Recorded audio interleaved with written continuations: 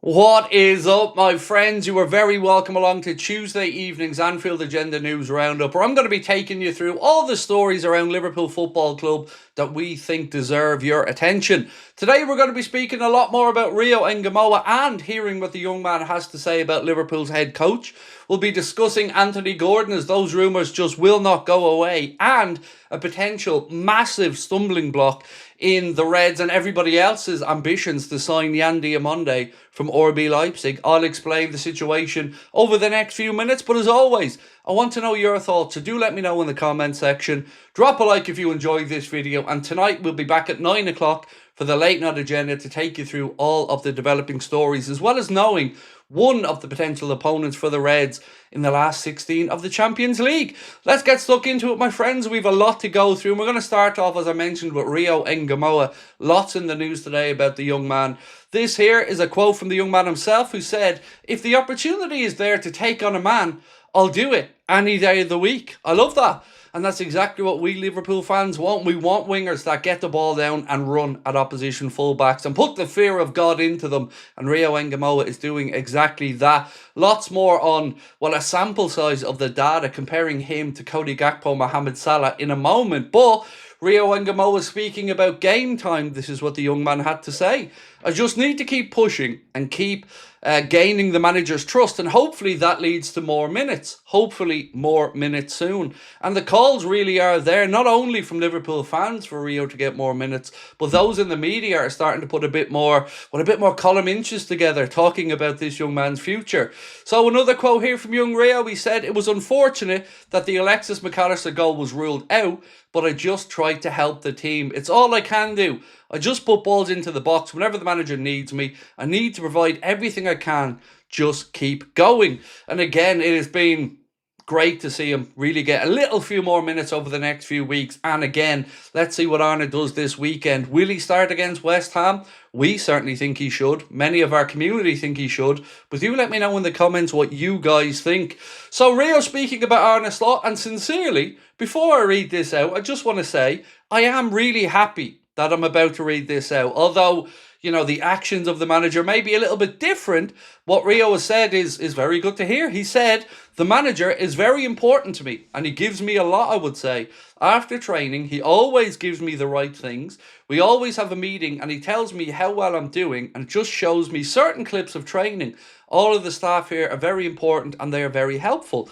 That really is good to hear. That's exactly what you want, and I'm sure Arne knows how to bring through a young player. Rio Ngumoha spoken about as an undoubted talent. Of course, we as fans want to see him a little bit more, but it is good to see that he is being developed. He is being shown what he's doing right, what he's doing wrong, what he needs to do a little bit better, and hopefully he can start to gain that confidence from the manager now and start to give us a bit of a push for the second half of the season as we aim for some silverware. Now, Peter O'Rourke, and this is really interesting news, ladies and gents. Peter O'Rourke has said Liverpool are set to add another major, in quotation marks, centre-back signing to the ranks alongside Jeremy Jacquet this summer. Now, whether that means we're preparing to lose Ibrahim Konate or we're going to bring one in anyway, that remains to be seen. Joe Gomez will probably move on this summer, but if we were to lose Ibrahim Konate, I would say we definitely need somebody in that kind of 24 to 26-year-old age bracket. Bit of experience, but still with some longevity left in their career. So I'm excited to see who it might be. And again, I don't know if this is to supplement Ibrahim Konate or to replace Ibrahim Konate. The club and the fans certainly don't seem to know what's going on there just yet, but we keep our fingers crossed. So I mentioned at the start of the video that there might be potential stumbling block for clubs who are looking to sign DIOMANDE.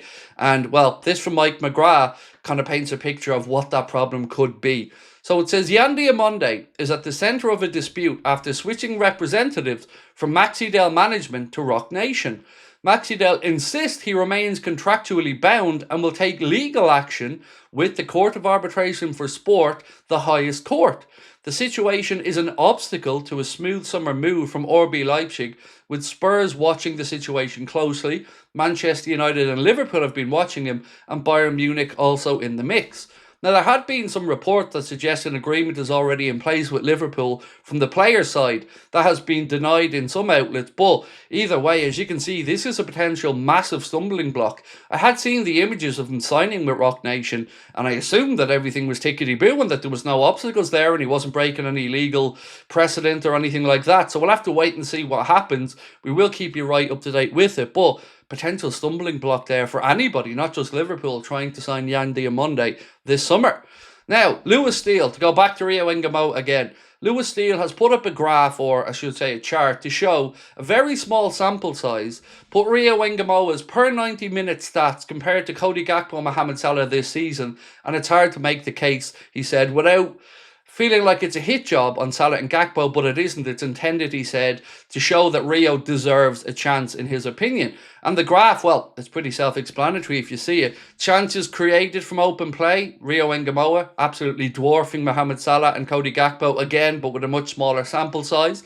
Also, expected assists, dwarfing them. Expected goals or goals scored, again dwarfing them, but it is a much smaller sample size, so it's very difficult to try and gauge anything serious from this.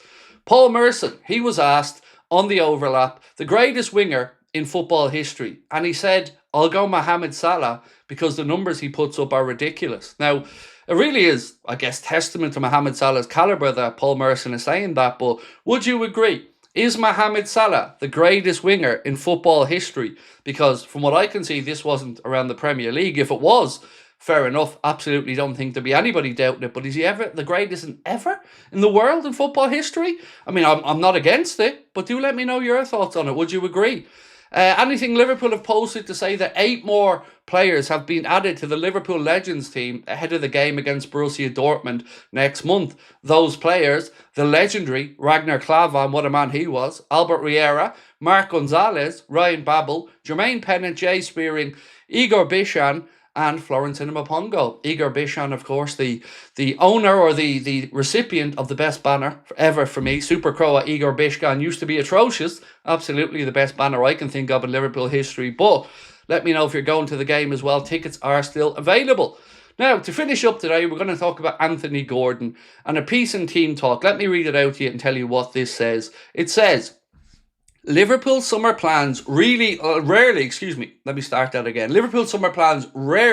lack ambition, but every so often a rumour arrives that carries a little romance rather than arithmetic. Anthony Gordon to Liverpool is one such story.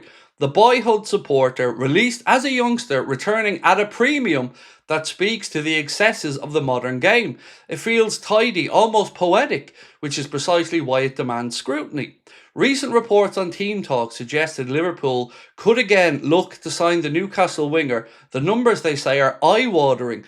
Newcastle would not consider selling for less than, I can't believe I'm about to say this number out loud with a straight face, 125 million Great British pounds. I know, it is absolutely astronomical, and it's already gone up 30 million from last week when the 90 million or 95 million pound figure was being bandied about, which I also said was too much. They go on to say a figure that mirrors Liverpool's own British record outlay for Alexander Isak last year. That in itself tells you the size of the gamble, Team Talk report. Football now trades on reputation as much as production. Now look, I'm going to be putting my cards on the table here. Anthony Gordon for me would be a great addition to Liverpool for about 65 or 70 million pound. Anything above 70-ish, I think, is just absolutely scandalous. 125 million, I dare say there'd be protests at Liverpool if that was the case. I'm joking, Arsenal fans. Don't get carried away. We're not about to start a petition. That's your area of expertise. But it's madness. 125 million, ladies and gentlemen, for Anthony Gordon. What says you in the comments? Do let me know, because for me, that seems like an amount of money that is beyond my comprehension for what Anthony Gordon's worth. I thought, as I said, 70 million, 75 at a push for me. But I don't believe this. I don't even believe Newcastle could, with a straight face, think that anybody would pay 125 million pound. Although they could say you paid that for Isak, and we did. Anthony Gordon is, of course, homegrown, so that would come at a premium. But that much of a premium? It just feels a little bit excessive to me, ladies and gents. But do let me know your thoughts. We've covered a lot in this video. We've spoken about Rio Ngumoha. We've spoken about the Mohamed Salah being the greatest winger in football history call from Paul Merson. We've spoken about DIOMANDE and the issues he has. Let me know your thoughts on that and much, much more in the comment section. Again, I'll be back here tonight at 9 p.m. for the late night agenda. Don't forget to enter our giveaways. We only have a few days left for you to have a chance to win a signed Jurgen Klopp framed shirt completely free. Scan the QR code below or use the link in the description for further details. And you can also get yourself 20% off at thecollectorscorner.co.uk with our discount code that you can see on screen, Anfield Agenda 1. That's it for me for now, ladies and gents, but we'll see you tonight at 9 o'clock. Much love.